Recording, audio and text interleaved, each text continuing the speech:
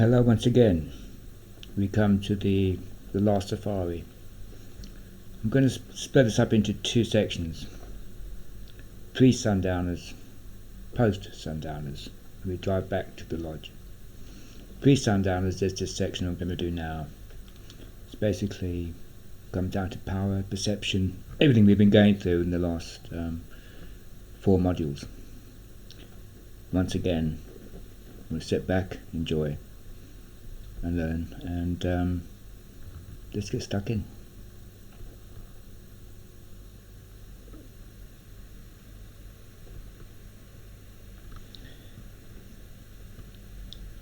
This is the destination, where we're going to eventually, where we're going to end up eventually. Right, I was leading a safari in the Kruger National Park. My guests were excited and looking forward to some great animal sightings. The morning was one of those incredibly fresh and stunning African mornings, where everything was just perfect. Birds called stridently into the sky, and it seemed like bird life in general was tuning up with the final chorus. I, on the other hand, was sick. I was yellow, I felt like death, and hallucinating strange shapes. I felt dangerously ill, and I knew it. I tried to hide it from my guests, but eventually, after almost fainting at the wheel, I had to admit defeat. I radioed the safari company I was working for, and immediately they sent out a replacement ranger to take my place. Bidding my farewell to the now thoroughly concerned guests, I climbed into the minibus. They had arranged a transfer to the entrance gate to get me to the hospital, which took one look at me and said, "Guess what, buddy, you've got malaria." Yep, that silent killer, that harbinger of death, to thousands of people every year, transmitted by a female insect that scarcely has any weight, and smaller than your fingernail cutting. It kills or severely affects humanity more than any animal, reptile, insect, etc. Yet it is so delicate, so diaphanous, that if there is even a slight breeze, it is unable to land. The disease it transmits is so devastating that years before they blamed it on a tree, hence the fever tree. Nowadays, visitors have to take loads of foul-tasting pills before and after the safari just to combat it, an option denied to us who used to live there, as a lifetime on those pills is just not an option. We just have to hope that we don't get infected, and if we do, just got to deal with it. Alright, this rather happy start to this last safari brings me to one of the first subjects on this final game drive. It is called the power. Power. What is it? How do you use it? Where does it come from? And how can you access it? Now, this safari to the soul is starting to come to terms with power. What is it? What is power? Does it propel you forward or does it pull you back? Does it have a rudder? And if it does have a rudder, how do we steer it? Give you an example. The Roman army was once the most powerful conquering force in the world. Sweeping like a golden tide, they swept countries and cultures into its embrace, without fear or favour. For years they reigned supreme. All roads headed towards Rome, and from the farthest flung outer reaches of the Wimp Steppes wastes of the Scottish border to the burning sands of the Middle East, they were the rule of law. However, Rome is no more. Destroyed in increments from within and without. Only ruins remain. World Heritage sites indeed, but what was once indelibly painted onto the psyche and imagination now is only good for tourist cameras. Yet, a single, poor, annoying carpenter with a band of vagabonds who got under their skin so much they had him executed. But he still continues to influence policy and be a world-famous, living, public figure today. Who had the power? What is power, anyway? What is power? Power is love. Power is hate. What is power? It's not to exert will or strength. The natural world uses power only for the job at hand. An elephant will use its power to uproot a tree, but will not use it to kill unless pushed. Love is an active force, a force of the soul. Love and power have a relationship with each other. I must stress that. I've seen a buffalo take a left hook from an elephant to the waterhole. The elephant could have killed the buffalo, but it refrained to do so. Dangerous snakes will often dry bite without injecting venom as a warning. It has a capacity to kill, but does not do so. Power cannot be prayed or meditated into existence. It must be earned by choices. It is shamed and formed by the intentions of the soul. It's like a radio transmitter that goes out. We are full of latent, unrealized power. Indeed, I feel there is more power behind the eyes than in front of them. We need to learn to recognize the awesome power of consciousness. Once perceived, your perceptions will begin to change.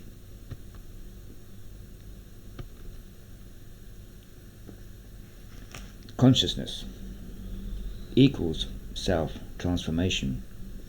We need to learn to recognize the awesome power of consciousness. Once perceived, your perceptions will change, and then the more you appreciate others, the more you will start to see yourself in a different way. In other words, self-transformation. We can feel power inside of us. We can feel it leaving us. Power leaves through fear and anxiety. The solar plexus chakra being the departure point, with a hollow metallic gut taste of being frightened or scared. It leaves us to the heart chakra, with love, loss, heartache and pain, physical manifestations of the latent power in all of us.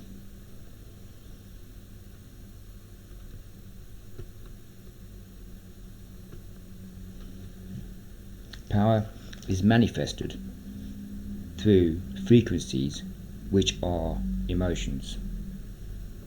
As I said, power is manifested through frequencies which are emotions.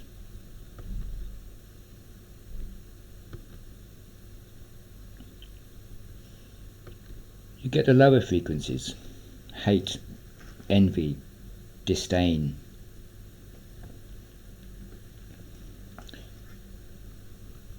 Often cold, often dark, lower frequencies.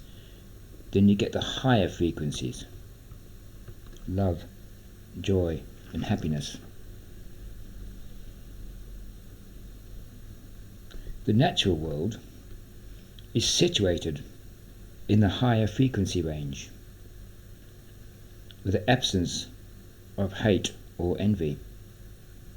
The Bushmen are in a higher frequency range, as happiness is a driving emotion in their lives. The animals are in a higher frequency range with an absence of hate. The trees are in a higher frequency range with their incredible existence, communication system, and their numbers. You have a choice at the end of the day. You have a choice. Your ultra high fidelity radio with an incredibly powerful antennae that can not only tune into the natural world and universe with its high frequencies of inbuilt happiness and contentment that comes from being at home spiritually, but can also tune into the lower frequencies of darkness and hate that is unnatural to you. Unnatural to you. People who are tuned downwards are said to be draining, to suck up energy, whilst people who are tuned upwards are said to be radiant. Thoughts are there to be chosen and launched, and you are that powerful that you can choose which emotional current to release into the world.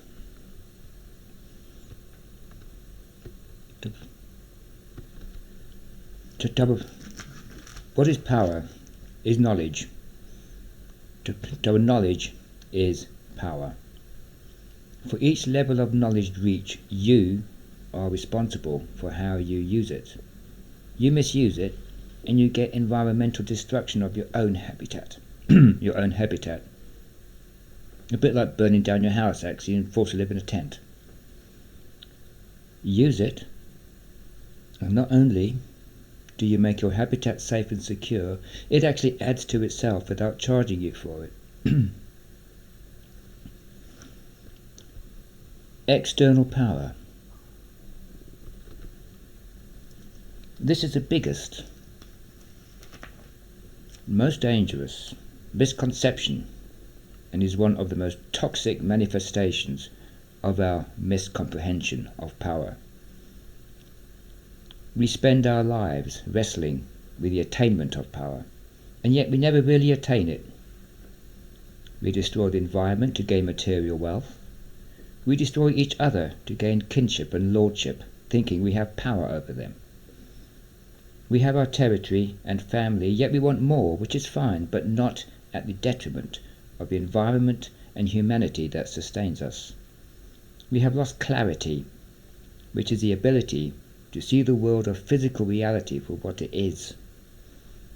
A learning experience created by the intentions of the souls that share it. Love is an active force. Look, I'm there again. Love is an active force, a power of the soul. Love and power have a relationship with each other.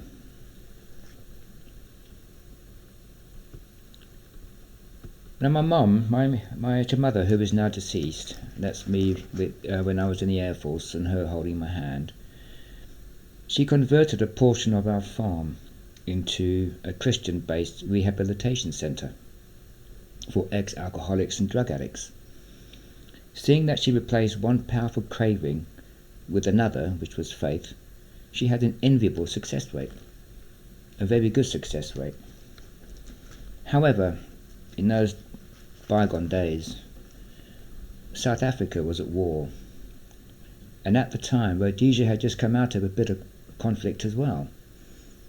A lot of the men who came to the farm for help were men dealing with the effects of this vicious bush war, very similar to Vietnam. A lot of this is told in my autobiography. However, two individuals stand out here, and is an example of how accessing that inner power we were born with can work. Now, I'm going to change the names of these individuals because their families, etc.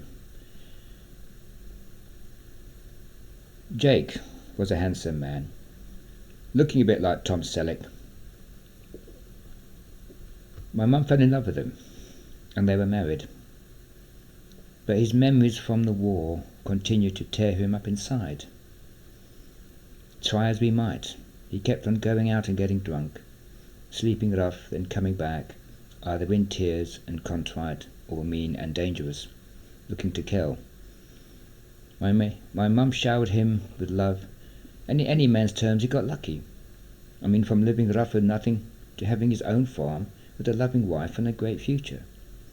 Yet the storm inside him continued to rage and consume his spirit, aided by alcohol. Eventually, we had no choice but to reject him from the farm for good, with no chance of ever coming back. He was found dead not too long after, at the side of a lonely road in a ditch. Andre was a Rhodesian farmer who back then started the day like any other. The war was in full swing, and every morning they buckled on their weapons and started the day. On one particular morning, his wife bundled their two young daughters and drove out to the yard to take the girls to school, straight over an anti-tank landmine that had been planted by terrorists the night before. He came to us a broken man, full of hate and mourning his family.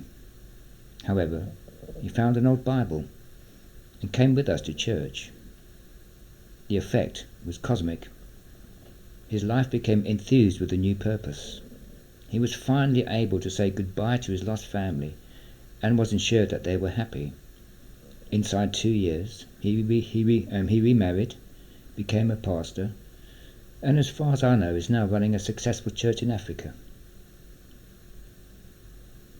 Both examples illustrate the power of change, of healing, of how we can change our inner world, no matter how hard it might be, or how desolate the landscape might seem. Power is evolving. We're always evolving. We are evolving from a human being with 5 senses to a multi-sensory organism that goes beyond the 5 senses and are only now starting to comprehend the law of karma. As I said before on this safari, to say that all our senses stop at death actually goes against evolution. I mean, we thought the earth was flat and then found out it was not. Discovered gravity and its influence. Discovered other worlds like ours by plotting their movements against the background stars. Discovered galaxies composed of millions of stars with their own worlds. In other words, we expanded. Our minds got bigger. We evolved into bigger beings. And now we have quantum physics, which is starting to hint at other dimensions. I mean, often when I was a boy, I used to have a little library at home. I used to take out old books about wildlife that were written in the last century. I mean, talking about 100 years ago. Their knowledge was mainly gleaned from visual experience and interpreted according to the situation present. I mean, we were taught the same skills as rangers. It'd be nice to go out, and that's a picture of me holding a snake that I shot underneath my bed. One day I was lying doing my homework and I heard this hissing. I looked underneath and lo and behold there was a banded cobra staring me at the face. Being a young boy, I just loaded up my .22 with snake shot and shot it. But anyway, that's just to say I was really involved with the natural world in a big way when I was a boy, and used to read all these books. And those old hunters and old game rangers were in a world vastly different to ours now, with wildlife reigning supreme, in oceanic numbers just about, and man being the intruder and minuscule, not overbearing and a threat. However, compared to now, their knowledge pool was rudimentary. I mean, regarding the inner workings of the organisms, because it was mainly based on observation only, and the wave of scientific knowledge was still building up to break. I mean, but however, what does stand out was their reliance on their senses and their close relationship with the indigenous tribes, and with them both working together. I mean, often you can sense in their writing from hundreds of years ago the mental changes taking place. People like Frederick Courtney Selous, Karamojo Bell, etc. Writing of the mental changes taking place, of becoming evolved beyond the 5 senses, and tuning into the natural frequency of the natural world. Right, let's take a look at reality.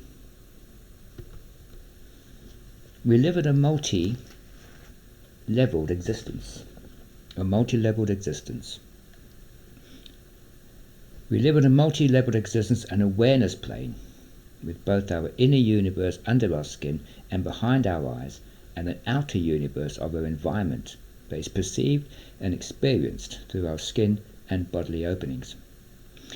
The levels of reality are personality, family, social or work, people, environment, country, the culture, race, sex, human, and the human emotional system. Now, the human emotional system takes all the ones above it and works with it. The human emotion system has 2 hemispheres, fear and love.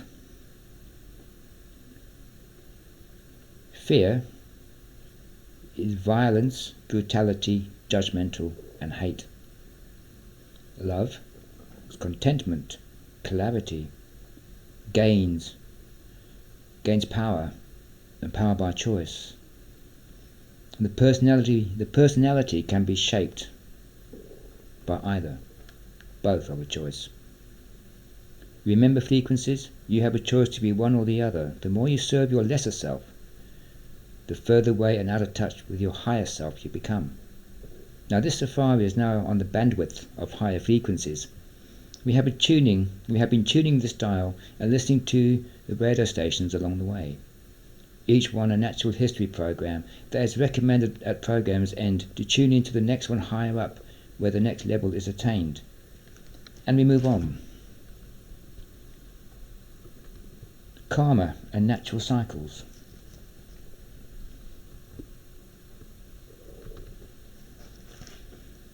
One of the unifying themes in this lecture course has been the circular nature of things. From the incomprehensible vastness of galaxies circling around itself, to the orbit of electrons around atoms, to the circular shapes of natives' huts to confuse spirits, and the shape of our eyes, and the circular shape is the most haunting symbol of emptiness or cataclysmic power held in check. It's either empty or full, it's up to you. Ever heard of the saying, what goes round comes round? It will come back to haunt you, etc. What we have is the law of attraction. The law of attraction.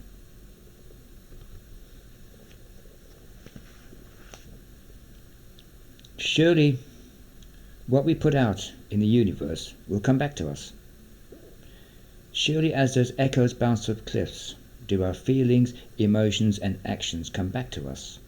Not only do they wing their way back to us, they also bring back a few friends as well to resemble them.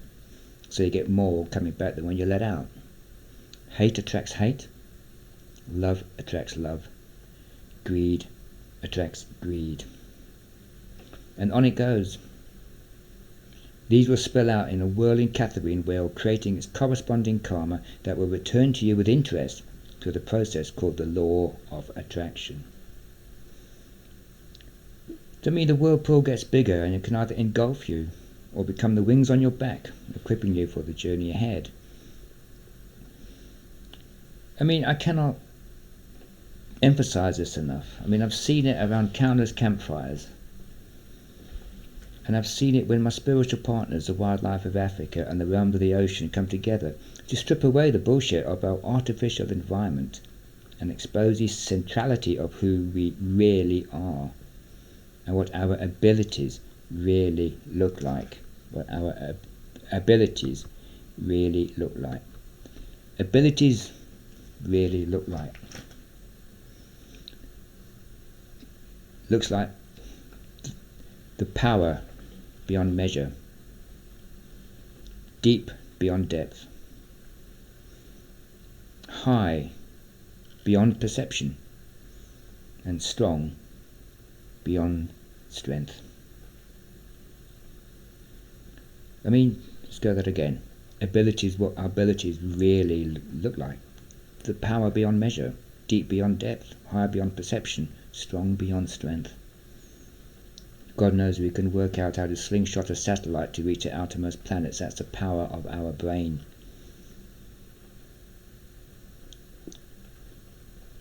Indeed, we have misinterpreted the law of nature so much that the earth has no rights.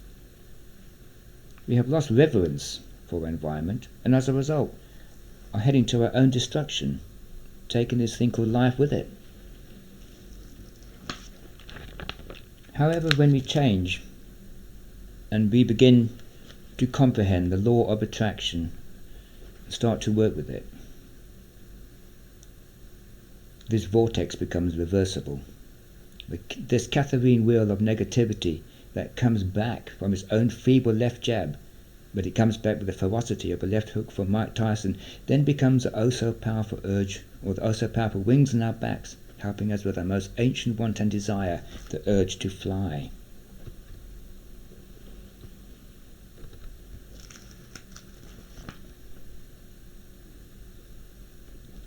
This is not a physical sense, more in a spiritual sense, as our soul flies, naturally in tune with our environment. Happiness comes with it in space, and the whole law of attraction feeds back to us, feeds back onto the planet. I mean, the Earth is in what we call the Goldilocks zone. I mean, that perfect area between heat from the sun and cold from interstellar space. So we are in that perfect zone between our own abilities and spirituality and the physical natural world that involves us. We could be in our own spiritual and mental Goldilocks zone ourselves. But through karmic cycles and actions, we have been moving inexorably towards the cold. Towards the cold and the dark, away from the zone, and taking ourselves, our planet, and everything on it with us. Our perceptions need to change, and fast. Our perception is that external power. That external power is everything, and internal power is a fallacy. It's a dangerous reversal, where the opposite is actually true. I mean, I said again, our perception that external power is everything and internal power is a fallacy is a dangerous reversal, where the opposite is actually true. Don't get me wrong here. It is only through internal power that we can create, manage and enhance external power for the betterment of everything. It is when external power is all-consuming, while the internal is tiny and dormant, that it becomes dangerous. The natural world is alive and throbbing with internal power, and we cut ourselves off it at our peril. Right, when I was at Bungani Game Reserve, I was leading a leopard project. Now this entitled trying to entice a leopard out of the Kruger Park and to take up residence in our brand new reserve. So, once a week I would go out and shoot a few impala, which are antelope. I would disembowel them and then drag them round the back of a Land Rover to leave a nice scent trail for a hungry leopard to follow. Then I tied the carcass up into a tree, after first apologising to the animal for the degrading treatment, a Shangan ritual that shows total respect for a life that you have taken.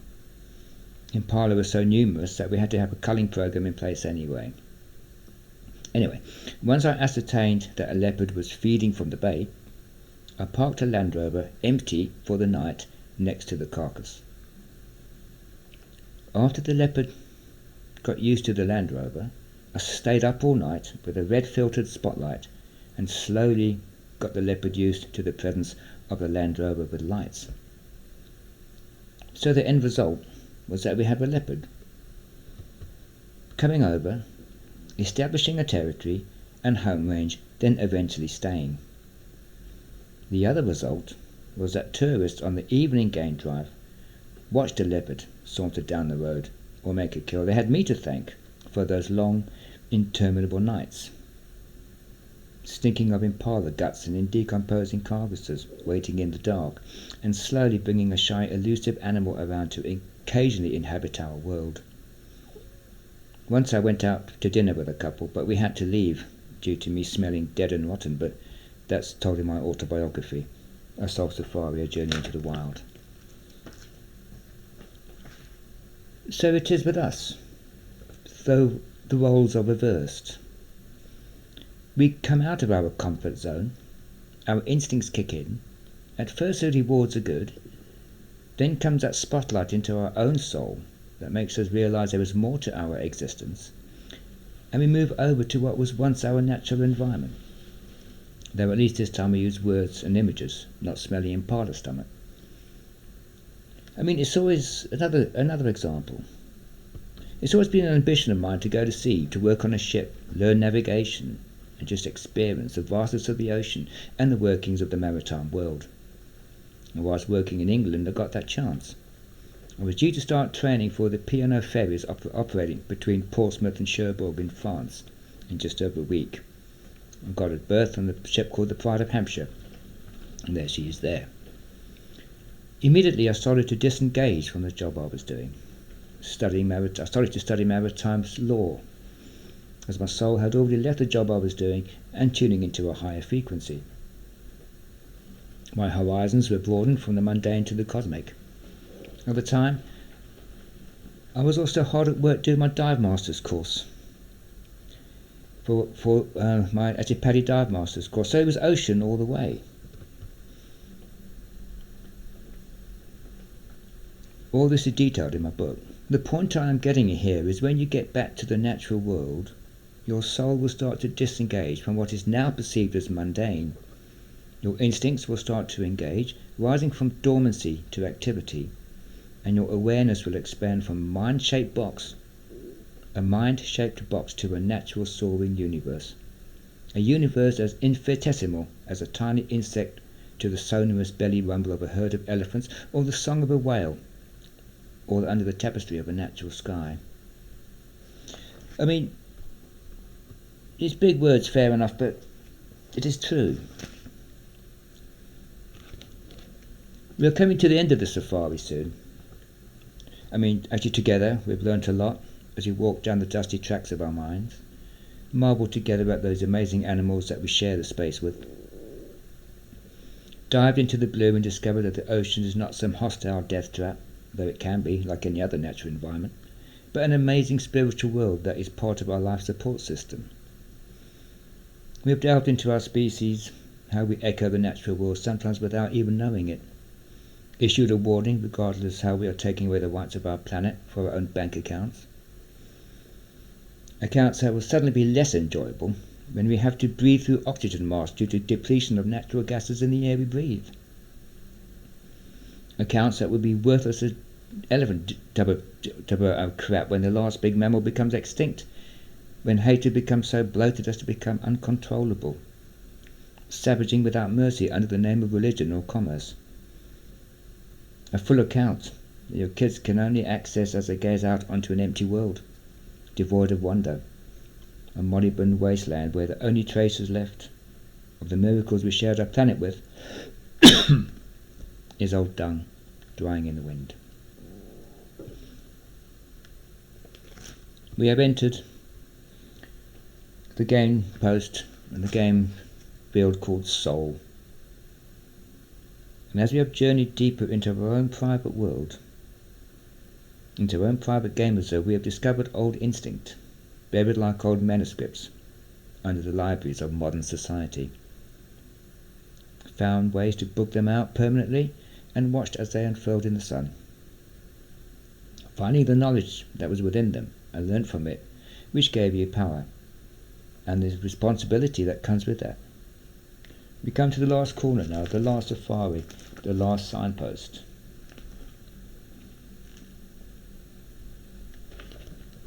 Perception. Once again, we go to perception.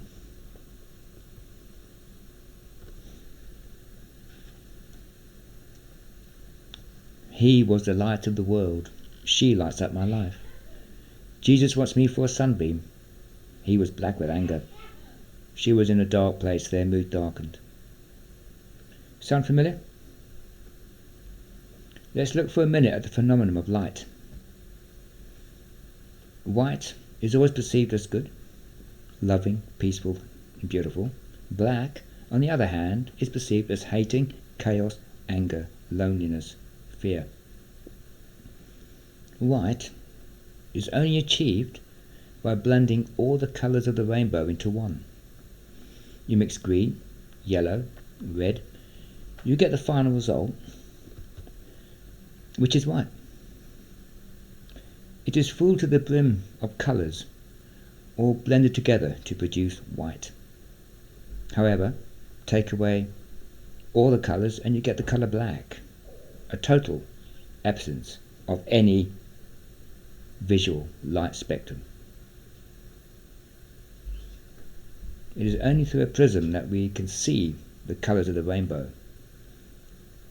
Interestingly, in the Bible, God said after the flood that he used water vapour to produce a rainbow using the droplets as natural prisms. However, all these colours are invisible to us. We don't see these colours, but they're in the light spectrum. All these frequencies are unperceived, yet they are part of the same wavelength. We see through a glass darkly, as the old saying goes, though in this case it's more like blinded by the light. Let us now perceive that our soul is a prism. All of a sudden, by applying it, all the other wavelengths now become visible. Other species and other spiritual planes are the other bands that were previously unseen.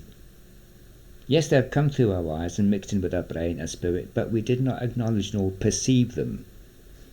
Perception is the prism. Now we do. Perception is the heavy artillery of the soul.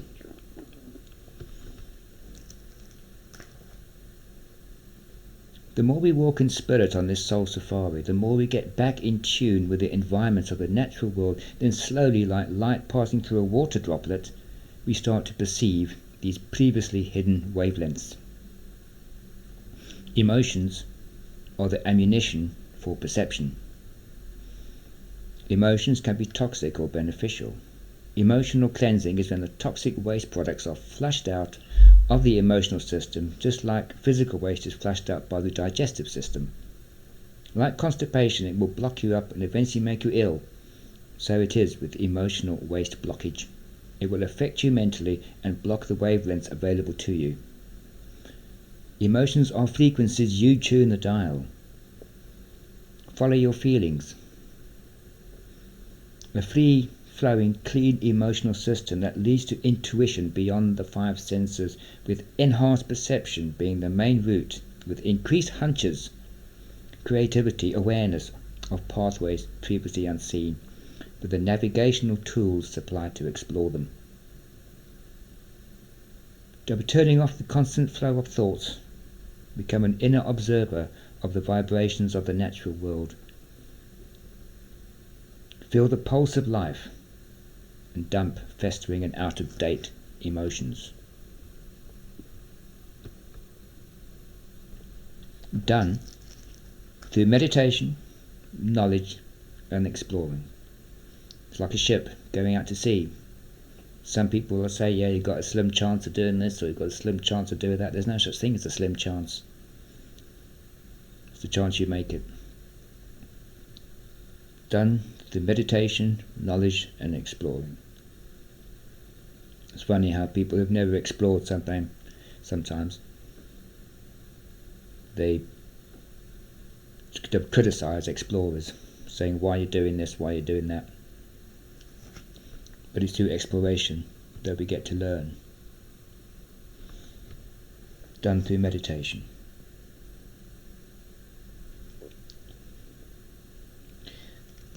There's an old African saying, if we stand tall, it is because we stand on the shoulders of many ancestors. It's an old African proverb. I mean, we've travelled across dusty tracks and game trails, traversed mountains of knowledge, rivers of the soul, valleys of belief, and oceans of potential. In front of us is a map of heaven.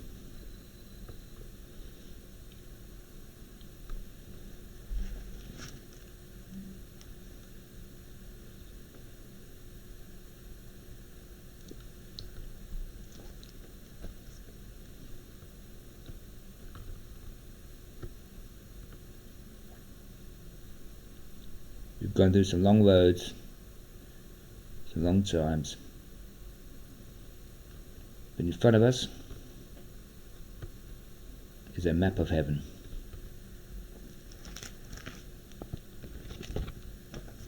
And as we go forward,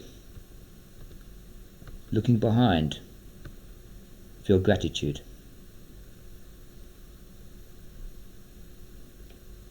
Looking forward, see the vision.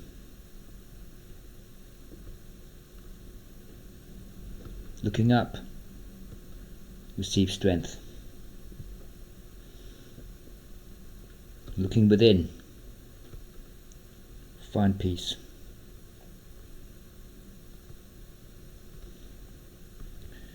Get engaged to your soul and discover its personality. Take your soul out on a date. Get engaged to your soul and discover its personality of wisdom and spirit. Get married to your dreams. I mean, the indigenous people around the world have initiation ceremonies that correspond with the coming of age of their children.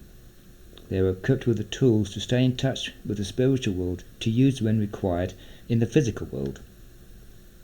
Sometimes a vast majority of Western Western children never experience.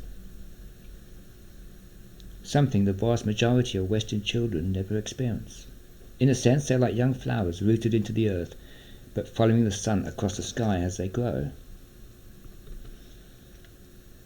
I mean, one of my best friends was a young Zulu child, and he had a collection of insects. And I was suddenly struck by the insight that hit me like a psychic hammer. I mean, insects have not been able to evolve into larger forms, thank goodness, due to the simple effects of gravity. Having an external skeleton that encloses the organs, the insect must still find a way to still grow naturally. It does this by having to shed its skeleton temporarily, exposing its soft vital organs to the force of gravity whilst the new shell forms. Now, this gravitational force prevents them from evolving bigger, because if they did so, their organs would get squashed by the gravity into a puddle on the ground, which is why they have stayed a uniform size for millennia. It's due to the fact they have an external skeleton. Like the insect, we shall outgrow our physical body, then grow a new one. Yet this Zulu child was already growing his future spiritual body.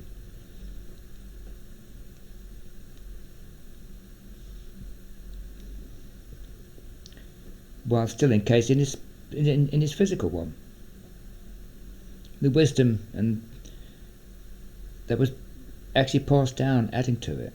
So he already had an insect collection, wondering about, and that's when it hit me. Says, where does that design blueprint come from? The exoskeleton as opposed to internal skeleton.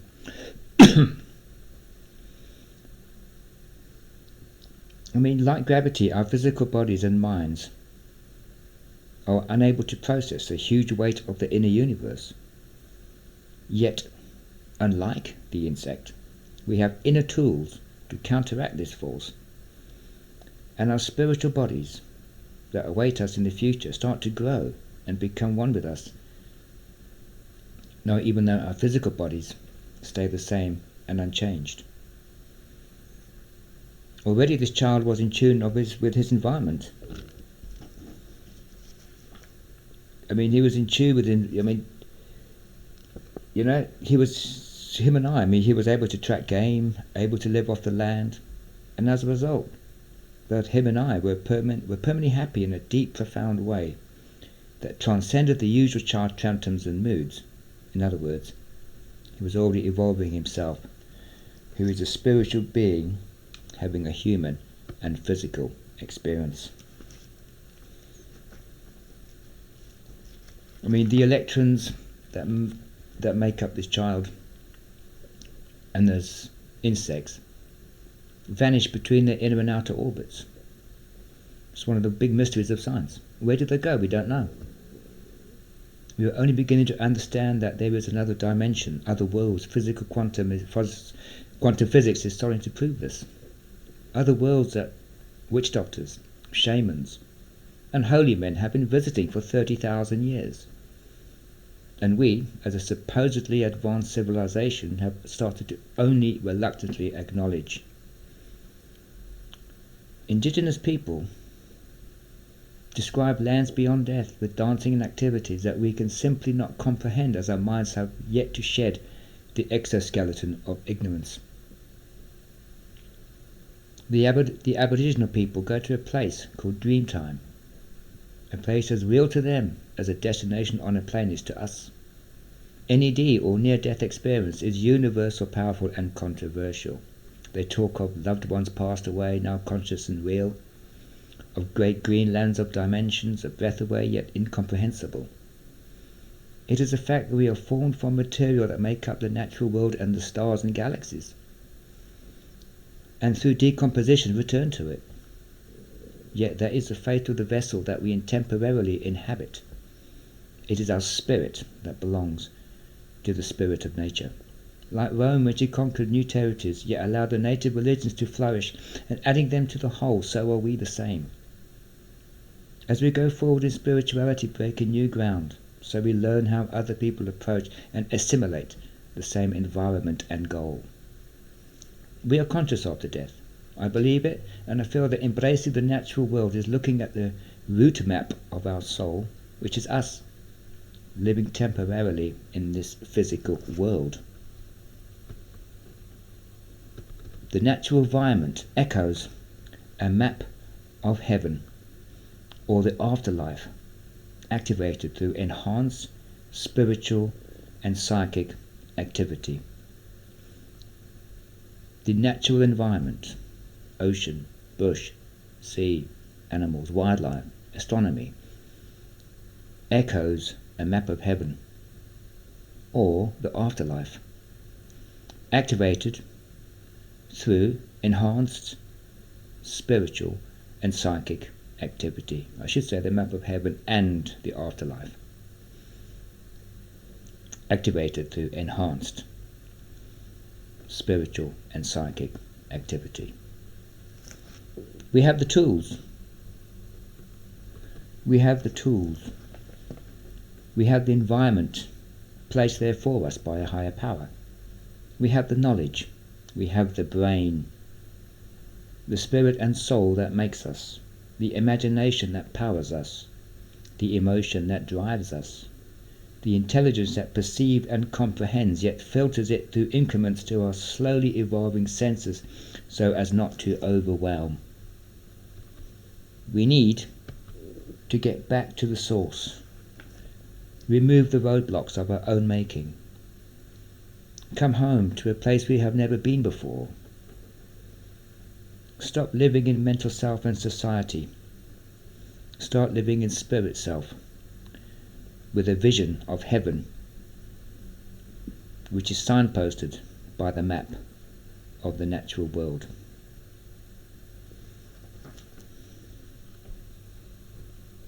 We come to the end of this lecture, part 1 of the destination.